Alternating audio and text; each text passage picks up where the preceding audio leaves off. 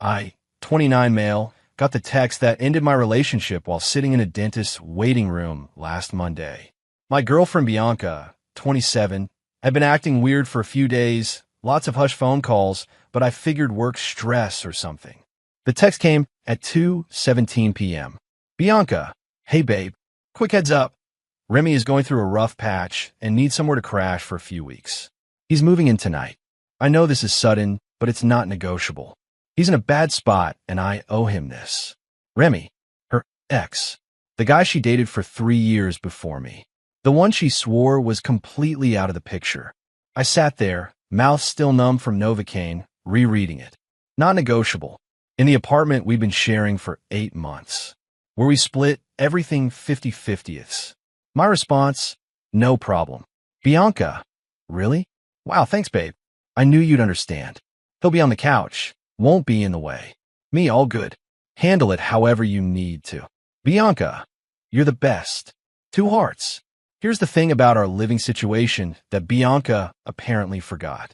We're both on the lease, yeah, but the lease is month to month. Either party can give 30 days notice to the landlord to remove themselves.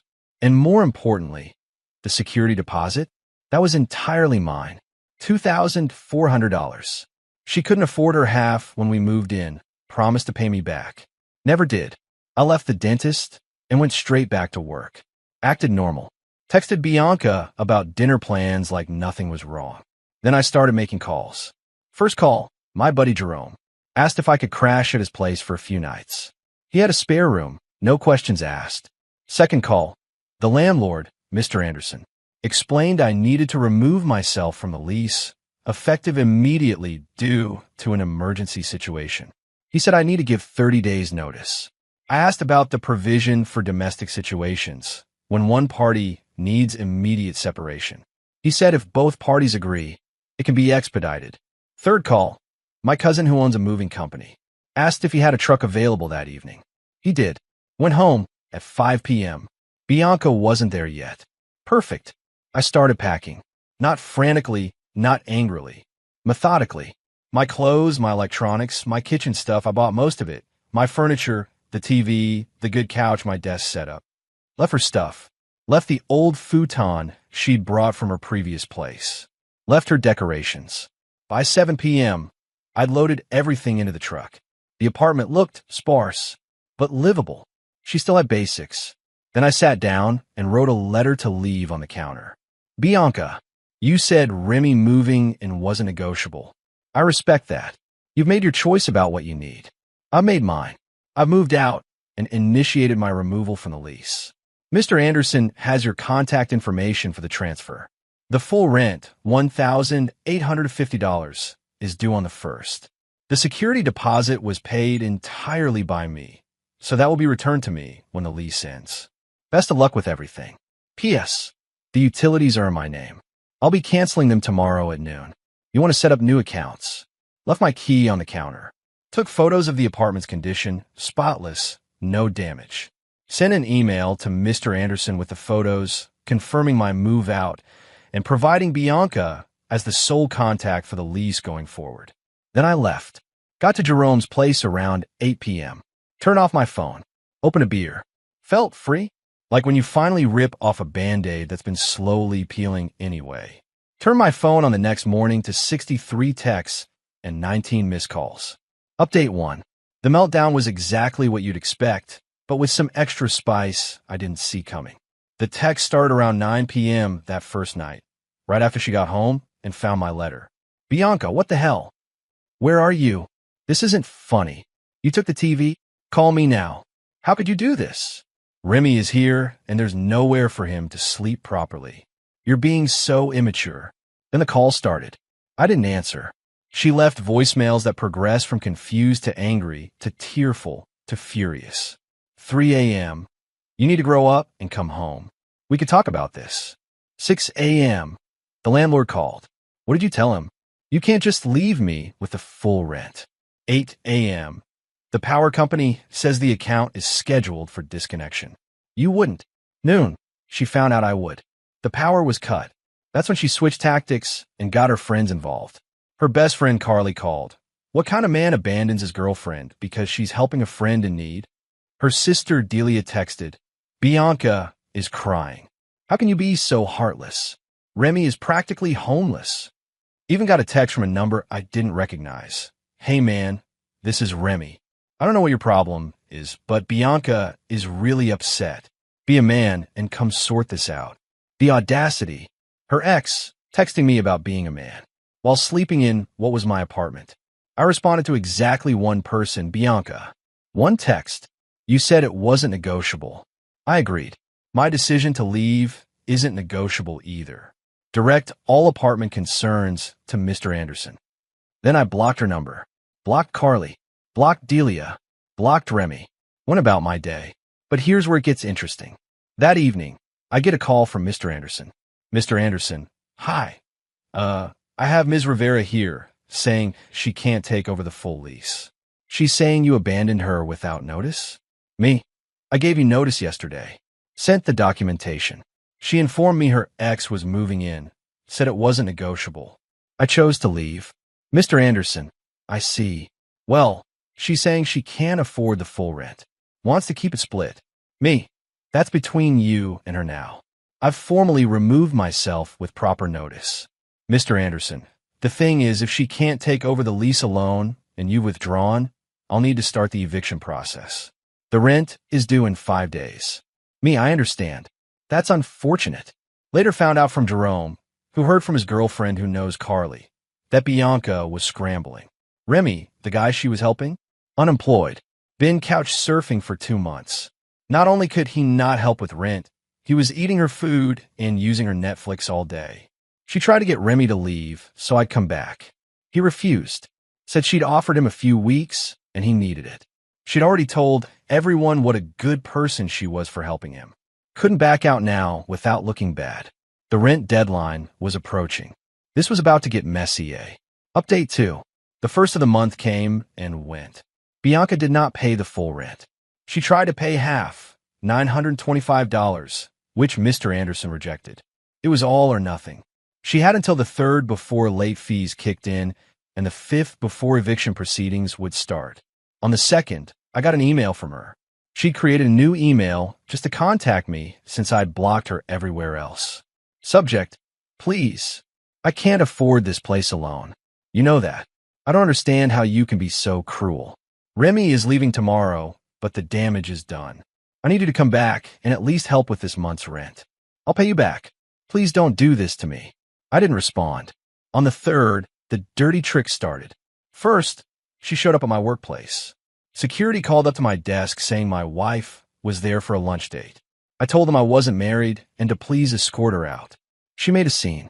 Security had to physically remove her while she screamed about me owing her money. That evening, Jerome showed me her Instagram. She'd posted a sob story about being abandoned by someone she thought loved her and how she was facing homelessness because of a vindictive ex. The comments were brutal for me. People calling me trash, saying she deserved better. Whatever. I don't even have Instagram. But then she escalated to something actually problematic. She called my mom, my sweet, worry-prone mother who had no idea any of this was happening. Told her I'd abandoned her after she'd lost her job. Lie. That she was pregnant. Massive lie. And that I'd left her for another woman. Also lie. My mom called me in tears.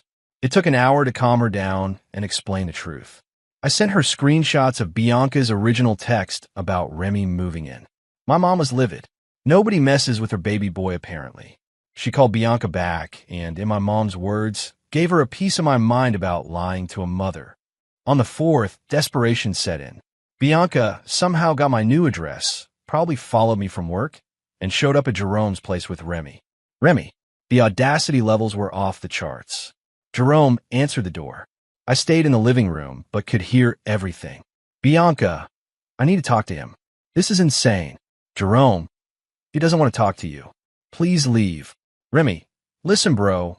We're all adults here. Your boy needs to handle his responsibilities. Jerome, his responsibility? You're living in what was his apartment, rent-free, and you want to talk about responsibilities? Bianca, I'll call the cops. He stole my furniture. Jerome, he took his property. I helped him move it.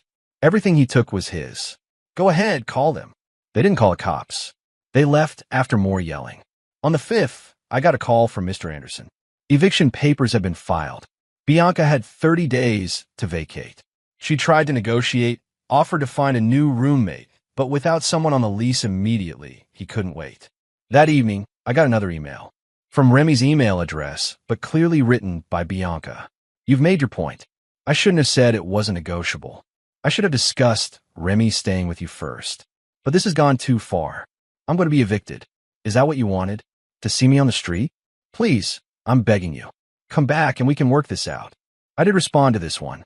Bianca, you made a unilateral decision about our living situation. I made one too. The difference is, mine was about my own life, not yours. You chose to prioritize your ex over our relationship. That was your right. The consequences are yours to handle. Stop contacting me. Stop contacting my family. Stop coming to my workplace. Any further harassment will be met with a restraining order. The apartment situation is between you and Mr. Anderson now.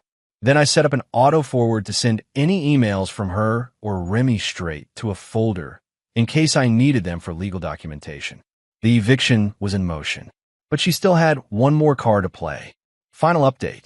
The last 3 weeks have been educational, about how far entitlement can go when reality hits. First, Bianca tried the legal angle.